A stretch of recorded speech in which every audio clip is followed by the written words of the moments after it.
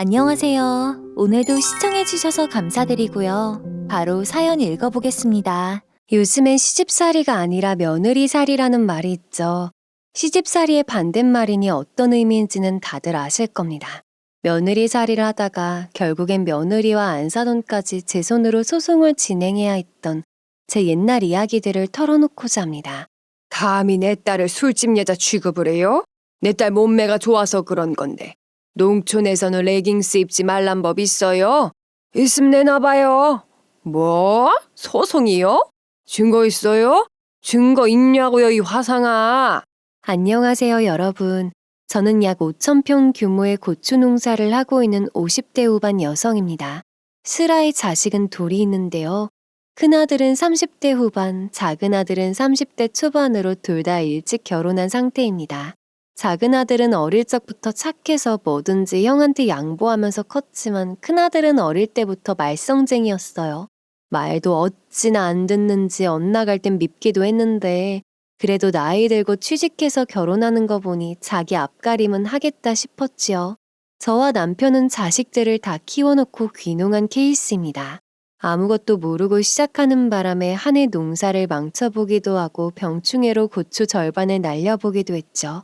이젠 5년 차라 어느 정도 자리를 잡아서 남편과 함께 노후 자금을 모으고 있는 중입니다.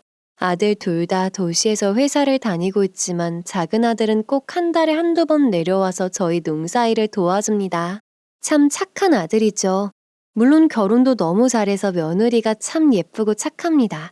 도심에서 이 시골까지 내려오기 힘들 텐데 인상 한번 찡그리는 법이 없죠. 명절 때만 내려오지 뭐하러 힘들게 여기까지 와서 주말에도 일하고 그러니. 어머님, 그런 말씀 마세요. 제가 원해서 오는 거예요. 자연바람 맞으면서 흙을 만지면 그게 그렇게 좋더라고요. 거기다가 어머님, 아버님 얼굴까지 보니까 더 좋죠. 특히 저희 올 때마다 항상 고기 반찬 해주시잖아요. 이렇게 예쁜 말만 하는 작은 며느리가 있는 반면 큰아들네는 명절 때도 얼굴 한번 보기 힘듭니다. 매번 핑계대기만 바쁘고 오질 않으니 1년에 한 번 볼까 말까죠. 그나마 생일 때 전화는 하니까 그냥 무소식이 희소식이려니 지내고 있었는데 어느 날 큰아들네가 저희 집을 찾아왔습니다. 이렇게 말도 없이 불쑥 찾아온 건 처음이라 무슨 큰일이 났나 싶었어요. 어쩐 일이냐 물어봤더니 글쎄 큰아들이 친구 빚보증을 잘못 썼다가 전 재산을 다 날리게 생겼답니다. 사채 빚보증이라 살고 있던 집이랑 차를 팔아서 당장 빚을 갚아야 한다는 거죠. 그래서 둘이서 눈물을 펑펑 흘리면서 도와달라고 찾아온 거였습니다. 남편은 헛소리 말라며 지금까지 키워줬으면 됐지.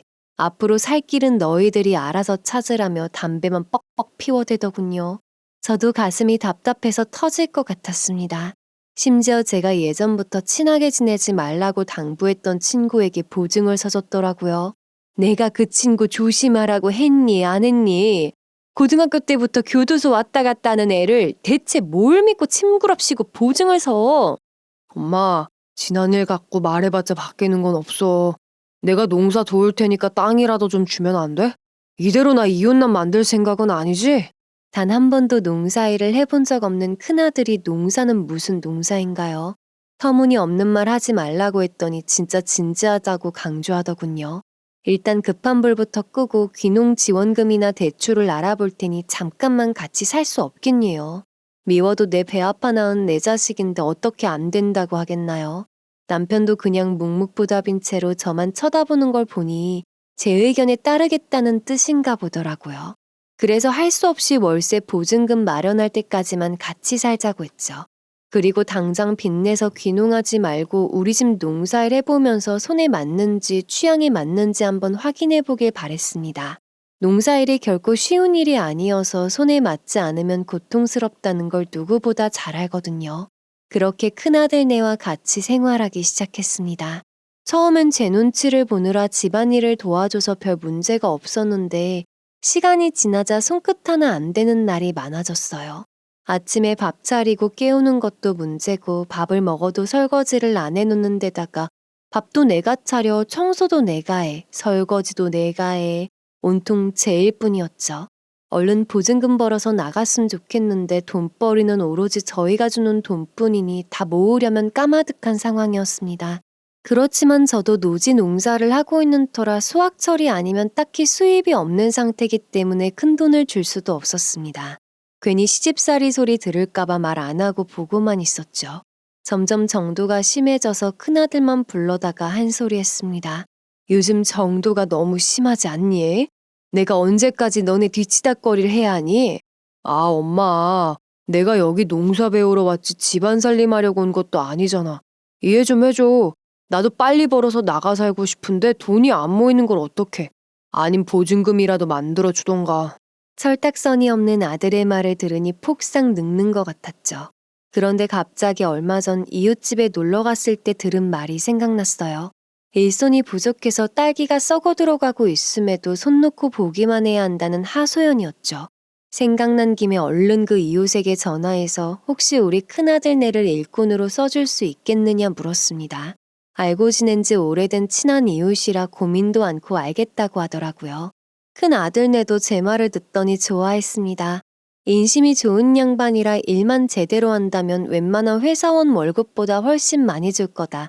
경력자가 아니니 많은 일을 요구하진 않겠지만 그래도 착실하게 잘해야 한다고 주의를 주었어요. 그렇게 다음 날부터 큰아들과 며느리는 이웃집 농사를 도우러 가기 시작했습니다. 이웃네는 비닐하우스 농사인데다 딸기 수확만 도와주면 되는 거라 노동 강도는 비교적 약한 편이었습니다. 그래서 큰 문제 없겠지 생각했죠. 전 그날 큰아들과 며느리를 위해 바쁜 와중에 고기도 사다가 수육을 삶아줬습니다. 일 마치고 저녁 늦게 들어왔더니 여느 때와 같이 설거지거리들이 싱크대에 그대로 있더군요. 삶아놓은 수육은 한 점 남겨두지 않고 싹 비운 채로. 한숨이 나왔지만 그래도 오늘 하루 힘들었을 테니 잔소리하지 말잔 생각에 고무장갑을 꼈습니다. 그런데 그때 전화가 한 통 왔어요. 내가 뭐 전문 일꾼만큼의 실력 바라는 것도 아니잖아요. 그냥 딸기 수확기니까 그거는 일반인들도 잠깐 배우면 하는 일이니까 속도가 안 나더라도 괜찮다는 생각으로 일을 맡긴 건데 이건 좀 아니지 않나 싶어. 며느리 손톱 봤어? 이웃의 말에 의하면 며느리가 길게 손톱을 늘려서 네일 아트를 하고 왔더래요. 어제 점심때 바람 쐬러 읍내 나간다더니 손톱을 칠하고 왔던 거죠. 저와 남편은 다른 이웃집에서 막걸리 한잔하고 밤늦게 들어간 터라 보지 못했습니다. 아침에는 아들네가 딸기밭에 간다고 새벽 일찍 나가서 또 마주칠 일이 없었기 때문에 전혀 몰랐어요. 게다가 그게 끝이 아니라 장갑 끼라고 했더니 손톱 망친다고 장갑을 못 끼겠다고 당당하게 말했다는 겁니다. 맨손으로 어떻게 하냐니까 자기는 잘할 수 있다고 장담했다네요. 그래서 알아서 잘하겠지 싶어 그냥 냅뒀더니 수확한 딸기들 대부분의 손톱 자국이 남아 상품 가치가 없어졌답니다. 전 이웃에게 몇 번이고 미안하다며 사과를 했습니다. 그런데 갑자기 이웃이 이런 말을 하는 겁니다.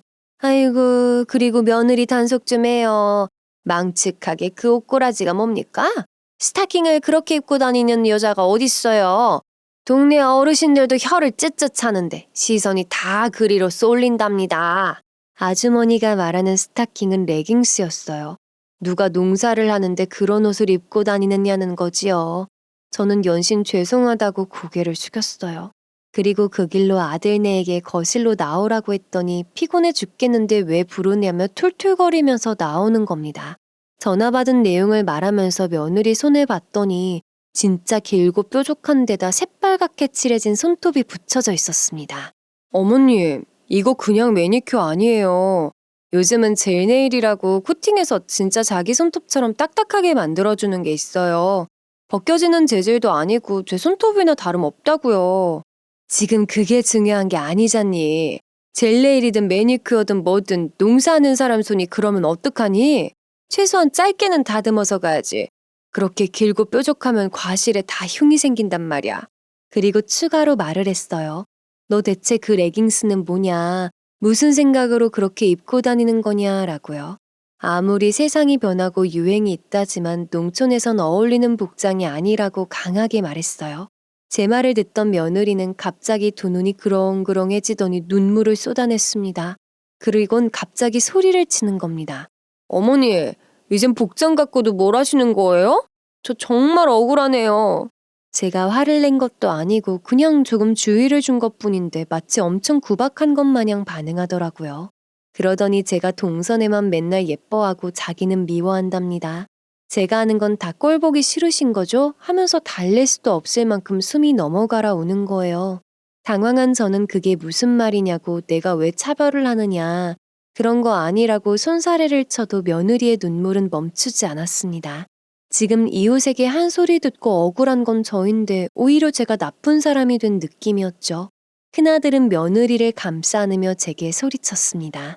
도시에서 살다가 남편 잘못 만나서 시골에 내려왔는데 얘가 농사에 관련한 자식들을 어떻게 알겠냐면서 편을 들더군요. 하나둘씩 가르쳐주면 될 것을 왜 다그치냐고 그러는데 전 정말 목소리 하나 높인 적이 없습니다. 내가 키운 자식이지만 그 순간은 정말 너무나 미웠죠. 울면서 뛰쳐나가는 며느리와 붙잡으러 따라가는 아들. 저는 그 뒷모습만 보면서 허망하게 앉아 있었습니다. 그때까지만 해도 이 레깅스가 어떤 의미로 다가올 줄은 정말 몰랐습니다. 그날 밤 둘 다 외박을 하더라고요. 당연히 다음 날 딸기 농사 일하러 가는 시간까지도 오지 않았습니다. 저는 또다시 이웃에게 미안하다는 말과 함께 다른 일꾼을 찾아봐야 할 것 같다며 사과했습니다. 그리고 그날 저녁 더 큰 사건이 발생했습니다. 대문을 부술 듯이 두드리는 소리가 나서 대체 누가 이렇게 두드리나 싶어 나가봤더니 안사돈이 와 있는 겁니다. 아니 사돈, 요즘 시대가 어느 시대인데 우리 딸 시집살이를 시켜요? 내가 여기 들어와서 산다는 것도 어이가 없었는데 꼴랑 매니큐어 하나 발랐단 걸로 애를 죽일 듯이 잡았다면서요. 그리고 내 딸아이가 몸매가 좋아서 레깅스 좀 입었다고 그걸 술집 여자 취급을 해요? 아이고야.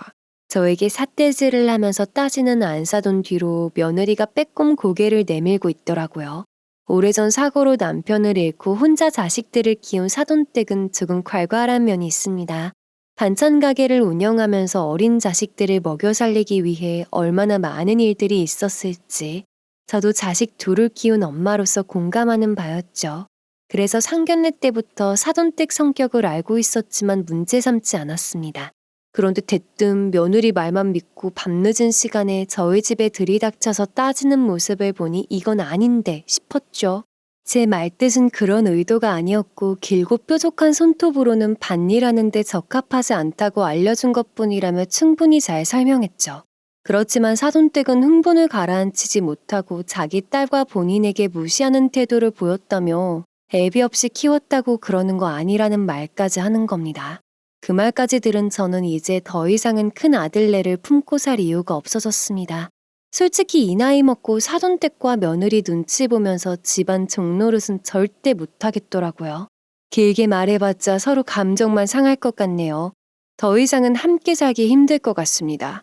그래도 아들이 빚보증을 잘못 쓴 죄가 있으니 월세 보증금은 조금 마련해 줄 테니 둘이 나가서 사는 걸로 하는 게 좋을 것 같아요. 제 말을 듣자마자 사돈댁과 며느리 얼굴에 순간 웃음기가 돌더라고요. 마치 드디어 말이 통한다는 생각을 하는 것 같은 표정이었습니다. 갑자기 온화한 목소리로 그렇게 신경 써주신다니 감사하다면서 빠른 시일 내로 애들 독립 부탁드린다고 인사하시곤 나가더군요. 그 모습을 보니 제가 애들 보증금을 주도록 만들기 위해서 모든 일을 계획한 것 같다는 생각까지 들었습니다. 그렇지만 어쩌겠나요? 아들의 잘못으로 발생한 빚이 이 정도는 제가 감내해야 한다는 생각뿐이었습니다. 그리고 이걸 애미가 아들에게 주는 마지막 돌이라고 생각했어요. 다음날 철딱선이 없는 큰아들은 싱글벙글 웃으면서 집에 들어왔어요. 얼마 줄 건지 물어보면서 최소한 5,000원 돼야 괜찮은 대로 구할 수 있다고 너스레까지 떨었습니다. 저희 형편에 말이 안 되는 얘기였죠. 결국 비상금으로 갖고 있던 3천만 원만 주기로 했습니다. 남편도 그간 스트레스 받은 저를 알기 때문인지 선뜻 동의했죠. 그런데 큰아들은 귀농하겠다는 뜻을 굽히지 않고 귀농창업 대출을 받겠대요. 최대치로 받으면 3억인데 그 돈으로 애플망고 농사를 하겠다는 겁니다. 기술도 없고 능력도 없는 애들이 처음부터 아열대 작물을 키운다는 건 말이 안 되는 얘기죠. 빚을 3억까지 내서 시작하는 건 아니다. 1억을 상환하려면 5억의 매출을 내야 하는 게 농사야. 너네 같은 초보들이 달려들었다가 망하는 경우도 정말 많이 봤어. 대출을 받더라도 좀 더 소액으로 해서 안전성이 보장된 작물을 키워보는 게 어떻겠니? 물론 제 말을 들을 리가 없죠. 요즘 고추 농사를 누가 하냐면서 대세는 해외 작물이라나요? 콧방귀를 뀌더니 결국 3억 대출받아 애플망고 농사를 시작했습니다. 이 소식을 들은 작은 아들도 걱정을 많이 했어요. 자기도 농사가 이렇게 어려운 일인지 몰랐는데 저희 집 고추 농사를 도우면서 진짜 쉽지 않다는 걸 깨달았다며 형이 잘할지 걱정이라고 한숨을 푹 내쉬더군요. 그래도 엄마로서 최대한 큰아들네가 농사일에 정착하는 것까지 도와주고 싶었습니다. 농사는 좋은 땅을 구하는 것부터가 시작이죠. 옆 동네에서 시작할 예정이라고 하기에 제가 친한 공인중개사를 소개해주겠다고 말했더니 이미 소개를 받았다는 겁니다.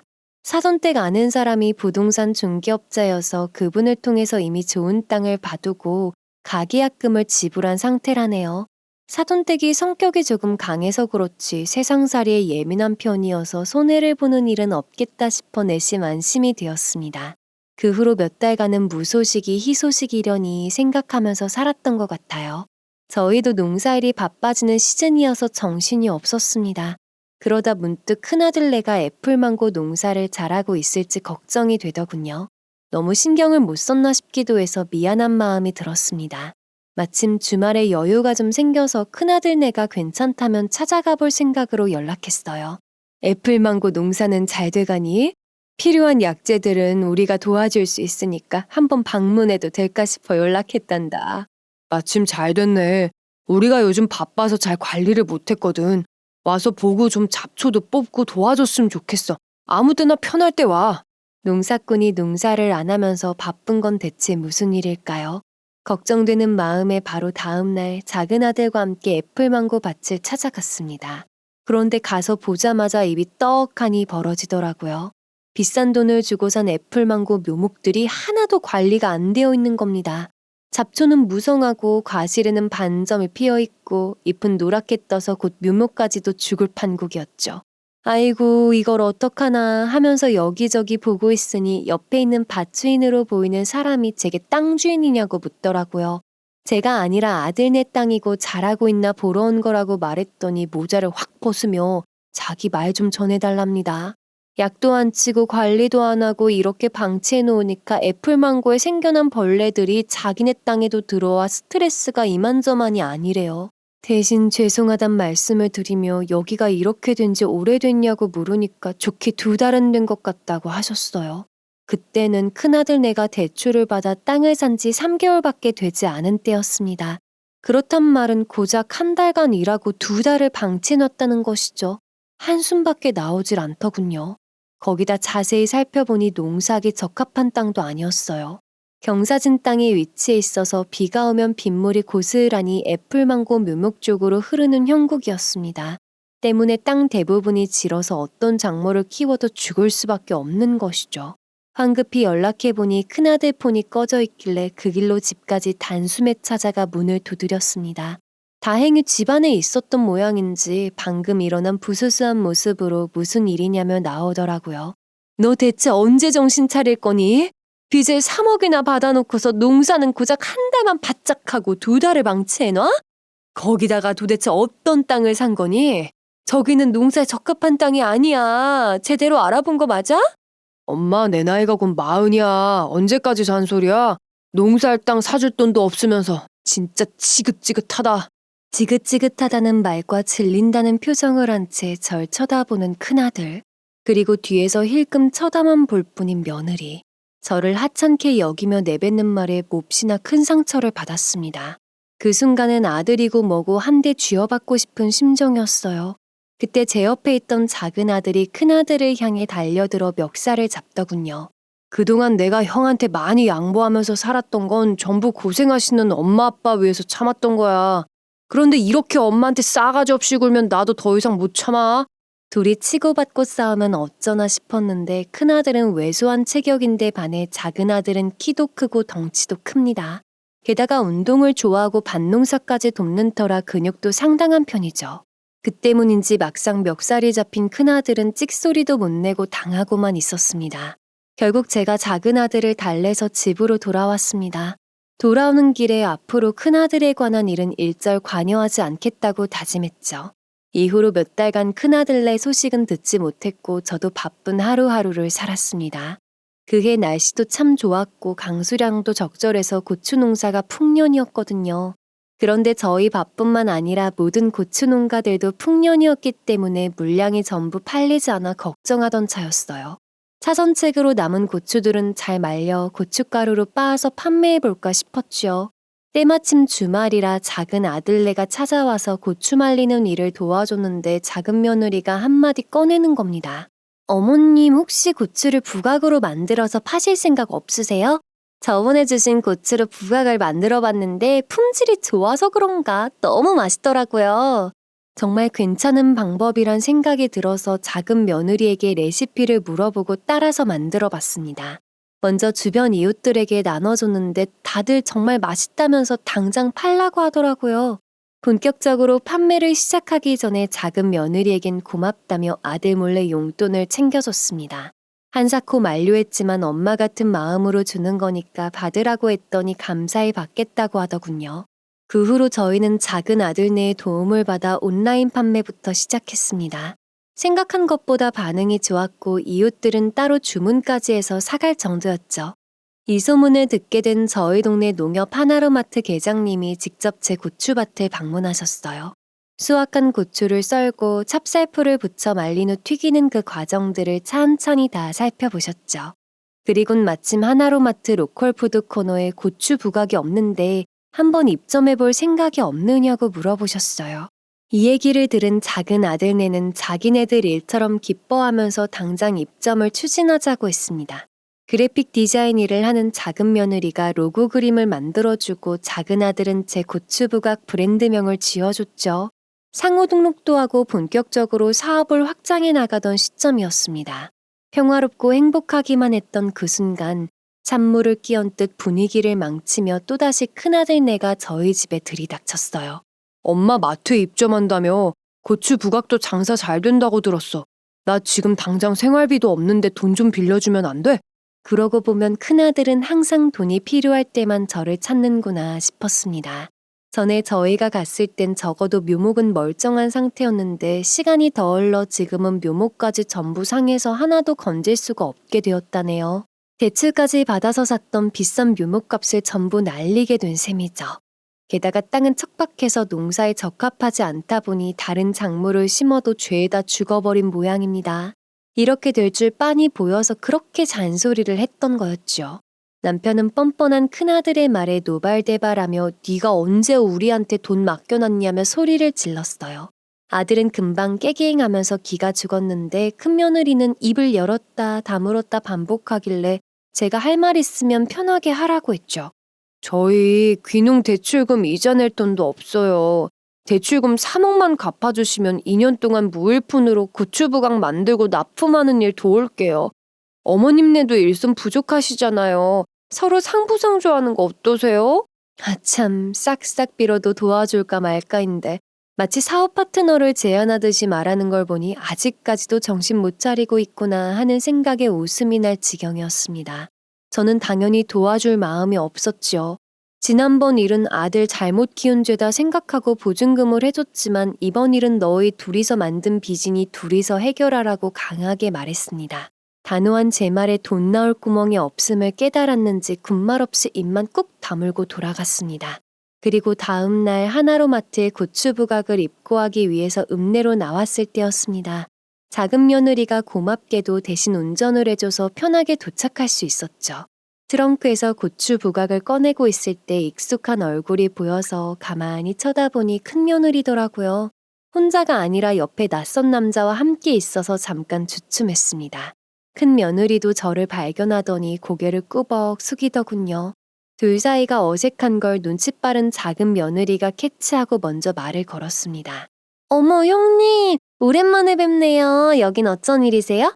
아, 이쪽은 우리 농사 땅 소개해주신 공인중개사분이신데 땅 관련해서 얘기할 게 있어서 잠깐 읍내로 나왔지. 어머님 안녕하세요. 힐끔 쳐다보니 부동산 중개업자도 꾸벅 인사했습니다. 큰아들네 애플망고 밭이 엉망인 걸 알고 있기 때문에 사실 그 자리에서 중개업자에게 따져 묻고 싶었습니다. 거기가 농사가 잘 된다고 말한 이유가 무엇인지, 왜 사기를 친 건지를요. 뭐 마침 큰며느리랑 만나고 있는 걸 보니 어떻게 합의를 보는 게 아닐까 싶었죠. 더군다나 아들네 일은 더 이상 관여하지 않기로 다짐했으니 저 역시 대충 인사하고 지나갔습니다. 그런데 그게 끝이 아니었어요. 며칠 후 열심히 밭에서 고추를 말리고 있는데 큰아들네가 씩씩거리면서 찾아왔습니다. 아들은 저보고 그때 애플망고 밭에 찾아와서 농사에 적합한 땅이 아니라고 했던 말 자세히 말해달라고 하더군요. 알고 보니 제가 돈을 빌려주지 않자 어떻게든 다시 농사를 내서 잘 살아보려고 했답니다. 어떻게든 해보려고 종자 씨앗을 판매하는 업체를 불러다가 땅을 보여준 모양입니다. 여기서 뭘 키워도 자꾸 죽는데 죽지 않고 잘 자라는 작물이 없냐고 물어봤대요. 그랬더니 여기서는 어떤 걸 키워도 다 죽는다며 절대 농사를 할 수 없는 땅이라고 고개를 절레절레하며 돌아갔다고 합니다. 그제서야 본인이 이상한 땅을 샀다는 걸 깨달은 모양이에요. 그 땅을 판 부동산 중개업자는 우리 엄마가 소개해준 사람이잖아. 그럼 우리 엄마가 잘못했다는 거야? 땅이 이상하다며 불평하는 아들의 말을 듣던 며느리가 날카롭게 받아쳤습니다. 제 아내 말이면 꼼짝 않고 넘어가던 아들이 예전과 달리 자기도 덩달아 화를 내었었죠. 그렇게 제 앞에서 큰 소리로 주고받으며 싸우는 걸 보니 우라가 치밀어 올랐습니다. 결국 제가 나서서 대체 나이 든 애미 앞에서 이게 무슨 짓이냐고 소리친 뒤에야 조용해졌습니다. 그리고 그 땅 농사 못하는 땅 맞다. 그래서 내가 잘 알아보라고 했지 않느냐 타박했어요. 물론 이 말도 지긋지긋하다고 생각하겠지만 나는 너희 생각해서 도우려고 했던 말이라며 그 땅이 왜 농사에 적합한 땅이 아닌지 차분히 설명해줬습니다. 부동산 중개업자가 좋은 땅이라고 속였다면 그 사람이 잘못된 거지 사돈 잘못이 아니다. 사돈이 알고 그랬겠냐면서 중립적인 입장에서 달래기도 했죠. 이미 산 땅을 되돌릴 수도 없고 이제 와서 이렇게 싸워봤자 변하는 건 없으니 어떻게든 둘이 손잡고 힘합쳐서 살아가라며 돌려보냈습니다. 이후 저에겐 따로 연락이 없었는데 작은 아들한테는 종종 술에 취해 전화를 한 모양이에요. 고추 부각 장사가 어떻게 되고 있는지 자주 물어봤다는 걸 보니 정신 못 차리고 여전히 제 돈이 탐나는가 봅니다. 저희는 로컬 푸드 코너에 입점한 후에 오프라인으로도 판매량이 높아져서 브랜드 이름이 많이 알려졌어요. 전국적으로 유명한 건 아니었지만 그래도 하나로마트를 들리는 우리 동네나 옆 동네 사람들 사이에서는 꽤 유명 인사가 되었습니다. 감사히 생각하며 매일 열심히 일하던 중 오랜만에 사돈댁으로부터 연락을 받았습니다. 한번 만나뵐 수 있냐는 정중한 연락과 함께 제가 살고 있는 지역 읍내까지 찾아왔더라고요. 그래서 읍내에 있는 카페에서 안사돈을 만나기로 했습니다. 다른 게 아니라 지금 하고 계신 고추 부각 장사가 잘 된다고 들었어요. 제가 반찬 가게를 하고 있잖아요. 그래서 혹시 사돈댁 고추 부각 브랜드명을 빌릴 수 있을까 싶어서 이렇게 찾아왔습니다. 저희 고추 부각을 납품받고 싶다는 말이면 모르겠지만 브랜드명을 빌려달라는 건 쉽게 이해가 가질 않았습니다. 그래서 브랜드명으로 뭘 하실 거냐니까 자기가 직접 고추 부각을 만들어서 제 브랜드명을 붙여서 판매하겠다는 거예요. 아니 그럼 고추 농사를 직접 하셔서 만드실 거냐니까 자기가 어떻게 그런 힘든 일을 하냐고 되려 화를 냈습니다. 자기가 아는 사람이 중국의 브로커로 활동하고 있어서 거기에서 불량 고추들을 싸게 구할 수 있대요. 고추 부각은 어차피 튀기면 티가 안 나니까 불량 고추로 단가 좀 싸게 해서 팔아보려고 한다나요? 아니 중국산 불량 고추를 국산 고추로 둔갑해서 판매하겠다는 것도 문제지만 이걸 저한테 당당하게 모두 말하는 거는 뭐가 잘못된 건지 전혀 판단이 안 되는 수준 아닌가요? 따끔하게 한마디 하고 싶었지만 괜한 분란 사고 싶지 않아서 차라리 제가 만든 걸 받아다 반찬 가게에서 판매하시라고 했죠. 가족 간이니 마트에 납품하는 가격보다 좀 더 저렴하게 드리겠다고까지 제의했습니다. 그랬더니 완제품 받아다가 팔아봤자 얼마나 남겨먹겠냐면서 뭐 원가에 주실 거냐고 완전 적반하장이더라고요. 화가 난 저는 절대 저희 브랜드명 쓰지 마시라고 소리쳤습니다. 그리고 여기서 더 확실하게 해둬야 나중에 문제가 생기지 않을 것 같다는 생각이 들었죠. 그래서 만약 사돈께서 제 브랜드명을 무단으로 사용하실 경우에는 법적으로 대처하겠다고까지 강하게 표현하고 카페를 나왔습니다. 그날 저녁엔 글쎄 큰 며느리로부터 전화가 오더군요. 어머님, 가족끼리 어떻게 그러실 수 있나요? 저는 지금 남편이랑요. 어떻게든 잘 살아보려고 했는데요. 어머님이 이렇게 나오시면요. 저도 더 이상 노력하기 힘들어요. 잔뜩 술에 취해서 꼬이는 발음으로 저에게 선전포고하듯 말하더라고요. 예전에 저 같았으면 우리 아들 어쩌나 걱정했을지도 모르겠습니다. 그런데 엄마 취급 안 해주는 아들을 제가 아들 취급해줄 필요가 있을까요? 술에 취한 사람과 대화할 필요성도 못 느껴서 무시하고 끊어버렸습니다. 정말 어떻게 만나도 끼리끼리 만났는지 너무 답답했습니다. 이후론 제 눈치를 보는 것인지 큰아들도 며느리도 일절 연락이 없었어요. 작은 아들은 그래도 형이라고 간간히 안부 연락을 하는 모양이었습니다. 괜히 엄마 신경 쓰지 말라고 부모 역할까지 대신하는 작은 아들이 참 기특하고 예뻤죠. 어느 주말 어김없이 찾아온 작은 아들네는 평소와 달리 조금 진지한 모습으로 제게 잠깐 의논할 게 있답니다. 요지는 큰아들이 결국 귀농 대출금 3억에 대한 이자를 갚지 못해 땅을 팔기로 했답니다. 그래서 근처 공인중개사를 불렀더니 땅을 산 지 1년도 채 되지 않았는데 산 가격의 절반을 부르더랍니다. 글쎄 그렇게 땅값이 떨어졌다는 게 말이 되냐 따졌는데 그 땅은 농사도 집도 못 짓고 가축도 키울 수 없으니 인기가 없는 곳이라 애초에 큰아들이 산 가격의 절반밖에 안 되는 시세라는 겁니다. 심지어 형수님은 요즘 매일 외박하고 연락도 안 받는데 뭔가 있는 것 같은데 혹시 모르니까 우리라도 미리 알아보면서 준비해두는 게 좋지 않을까? 술에 취해 저한테 선전포고를 하던 때 이미 며느리는 이혼을 생각한 상태였던 걸까요? 심상치 않음을 느낀 저는 작은 아들의 의견에 동의했어요. 그래서 사기친 부동산 업자가 있는 중개사무소를 찾아갔습니다. 어떻게 땅값을 시세 2배나 받을 수가 있느냐. 게다가 농사하기에도 적합하지 않은 땅을 좋다고 속여서 팔아넘긴 건 너무한 게 아니냐 따졌죠.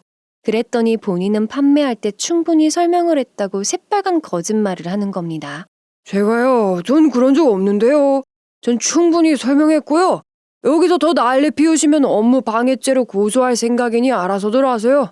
피식피식 웃으면서 말하는 꼴을 보니 절대 만만한 상대가 아닌 것 같았습니다. 작정하고 사기친 냄새가 난다고 해야 할까요? 작은 아들네와 저도 여기서 더 이상 소란 일으켜봤자 도움될 거 하나 없단 걸 압니다.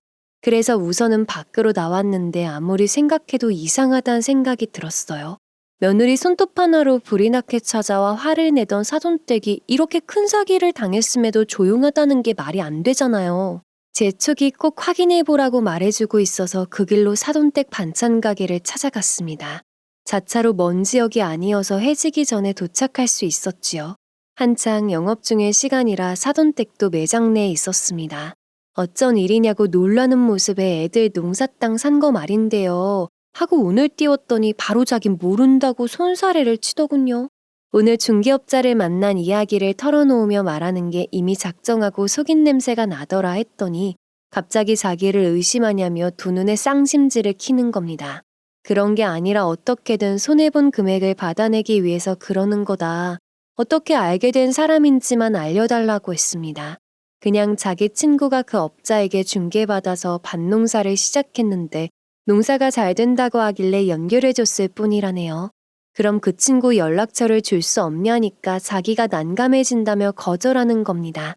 암만 생각해도 참 이상하시네요.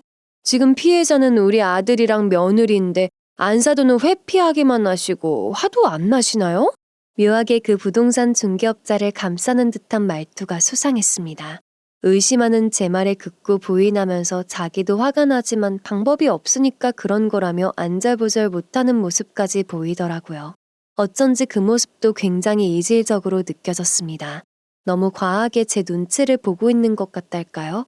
제 말에 집중을 못하는 느낌도 들고 저랑 같은 마음인지 작은 아들네도 서로 눈짓을 주고받더라고요. 저는 설마 했습니다. 곰곰이 생각하다가 혹시나 하는 마음으로 벌떡 일어나 판매대로 걸어갔더니 사돈댁이 갑자기 뭐 하는 거냐면서 달려들지 뭐해요. 그때 바로 확신이 들어서 판매대 구석구석을 살펴봤습니다. 포스기 바로 앞에 제 고추부각 브랜드 이름이 적힌 푯말이 있더군요. 거기엔 누가 봐도 질 안 좋아 보이는 고추가 담겨져 있었고 저희 고추부각 로고를 스티커로 뽑아 통에 붙여놓기까지 했더라고요. 아니, 이거 로고는 제가 디자인한 거고 이름은 저희 남편이 만든 건데 지금 무단으로 사용하신 거예요? 작은 며느리의 말에 사돈댁 얼굴은 시뻘겋게 달아올랐습니다. 어떻게 그럴 수가 있습니까? 남의 걸 뺏어도 욕먹을 짓을 가족 거를 뺐다뇨. 전 상식적으로 이해가 되지 않았습니다. 그 자리에서 법적인 소송까지 감수할 생각이 있으시니까 이런 짓을 벌이신 걸로 알겠다고 말하곤 빠져나왔습니다. 작은 아들은 결코 그냥 넘어가선 안 된다며 강조했습니다. 작은 며느리도 친척 중에 변호사가 있으니 도움을 요청하겠다며 자기들에게 맡기라며 든든한 재편이 돼주었죠. 집에 돌아와 남편과도 상의하면서 상호명 무단 도용과 관련해 경찰 조사를 맡길지 아니면 바로 고소를 할지 고민했습니다. 거기다 땅을 비싼 값에 팔아넘긴 부동산 업자도 해결을 해야 했죠. 남편은 작은 아들네와 같이 하나씩 차근차근 해결해 나가보자며 절 다독였습니다. 고추부각 장사의 매출이 꾸준하게 올라가던 시점이라 정신없이 바빠 소송 관련해서는 작은 아들네가 진행해 주었습니다.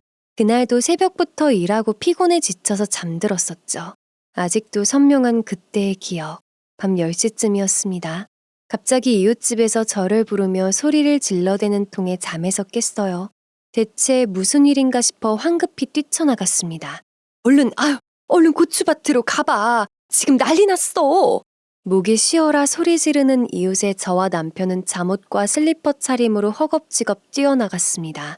제일 먼저 눈에 들어온 것은 시커멓게 불에 탄 고추밭이었어요. 그 중심에는 큰아들이 인서불성인 상태로 앉아 있었죠. 전 상황 파악이 되지 않아 이게 대체 어떻게 된 일이냐 지나가는 이웃을 붙잡고 물었습니다. 그 이웃의 말로는 아들이 갑자기 술에 취해 와선 고추밭에 불을 질렀다는군요. 다행히 차 타고 지나가던 이웃이 장면을 발견하고 소리쳤고 밭 근처에 사는 사람들 모두 소화기를 들고 나와 불 끄는 걸 도와줬다고 해요. 겨울철이 아니기 때문에 잎들이 마른 상태가 아니어서 크게 번지진 않았고 착한 이웃분들이 맨발로 뛰어나와 도와주셨다니 참 감사하고 다행인 일이었죠.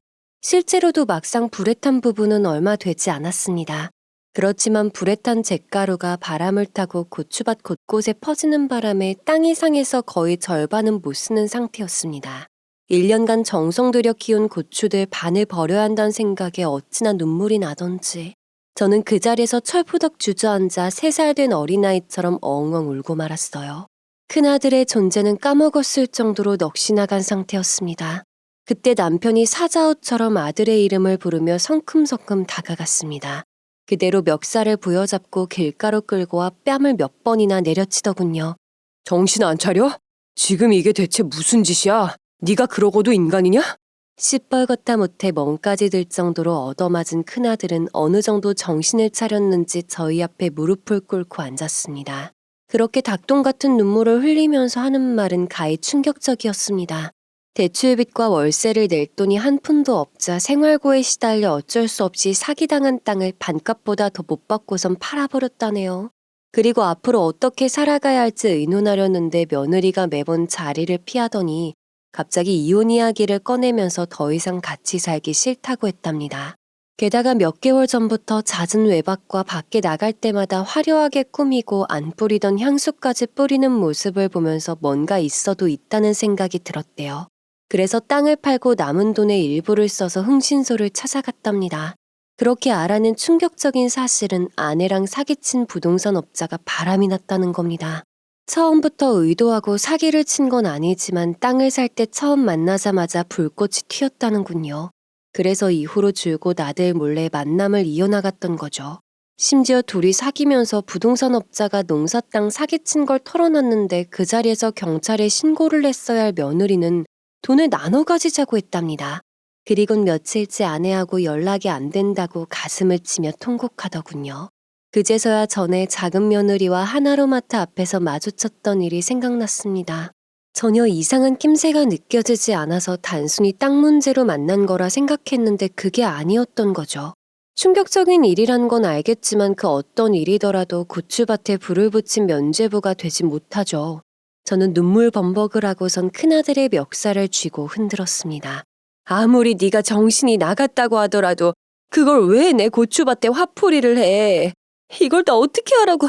왜 여기다 불을 질렀냔 말이야. 덩달아 글썽해진 아들은 고추밭에 불을 내려고 한 건 아니랍니다. 흥신소의 이야기를 듣고 너무 괴로운 나머지 현실에서 도망치고 싶은 마음에 소주를 사다가 세 병을 전부 원샷해버렸대요.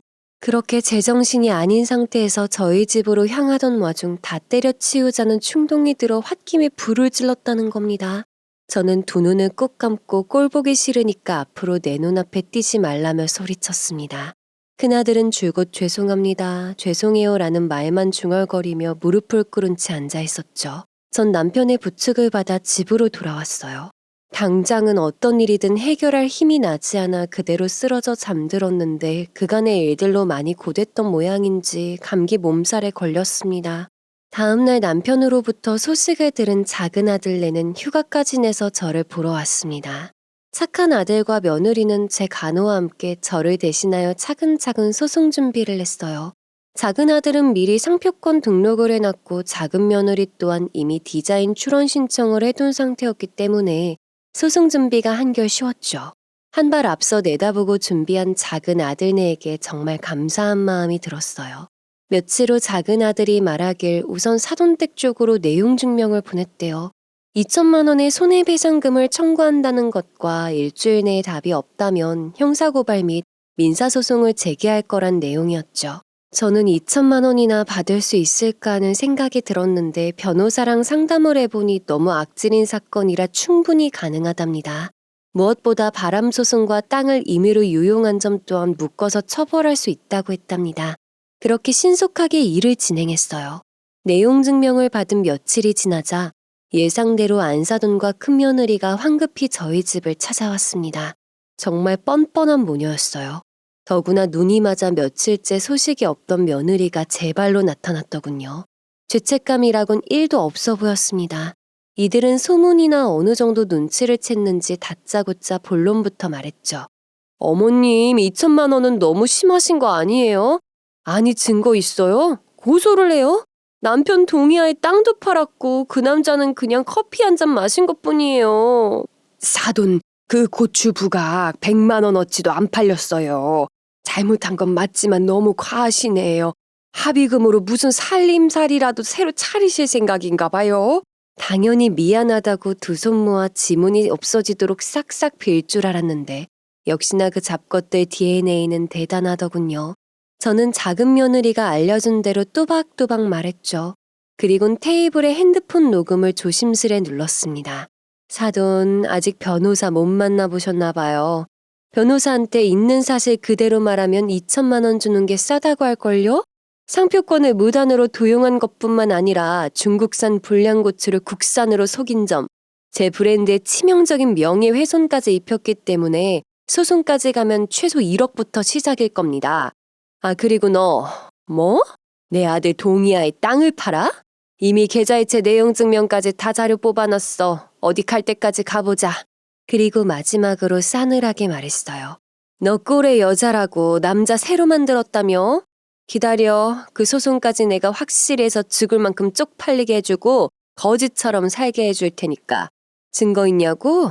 기다려. 내가 없는 거 있는 거 어떻게든 만들어서 네 면상 앞에 갖다 줄 테니까. 도망갈 테면 가봐. 지구 끝까지 쫓아갈 테니까. 위자료 2천? 웃기고 있네.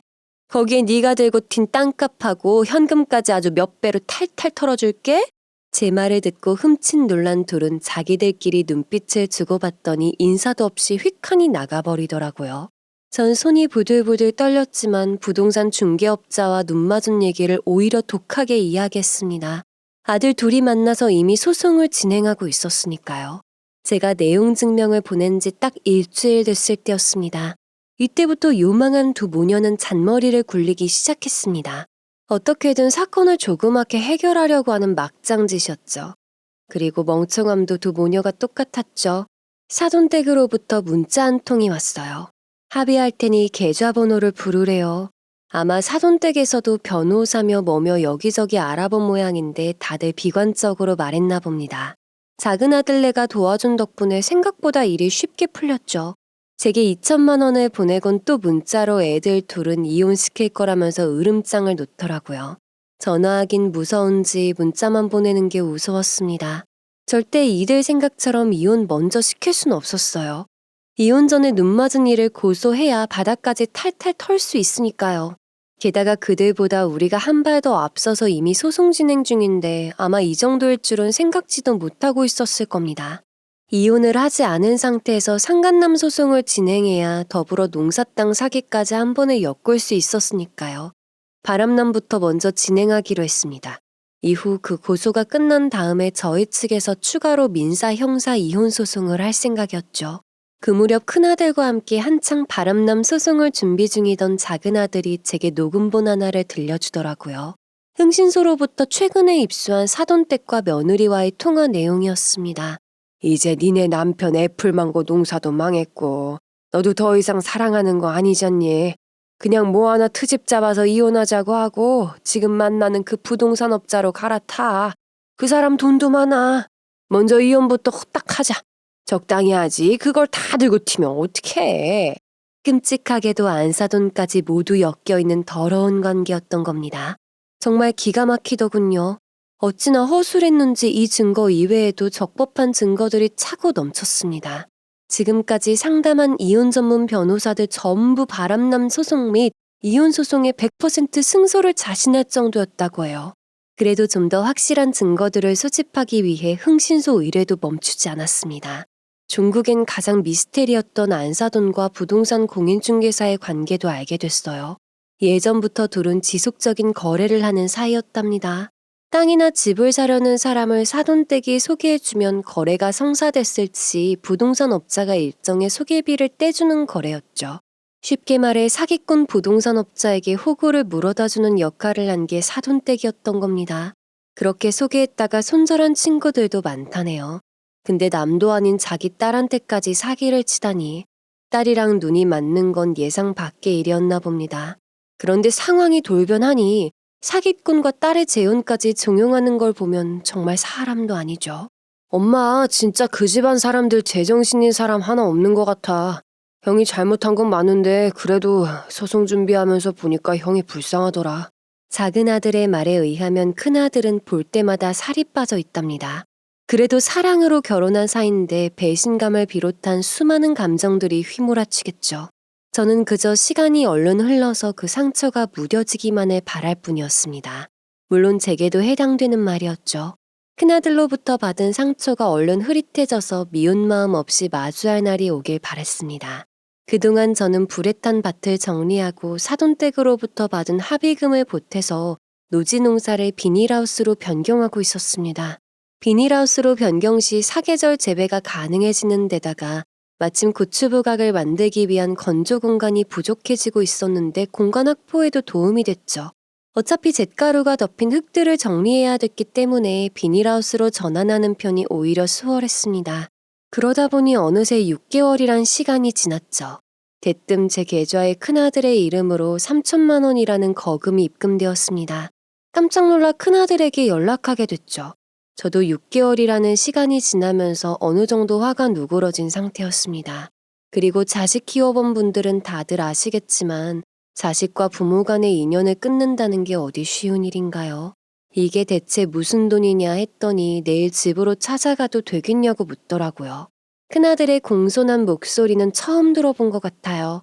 그러라고 했더니 다음날 아침 일찍 찾아왔더라고요.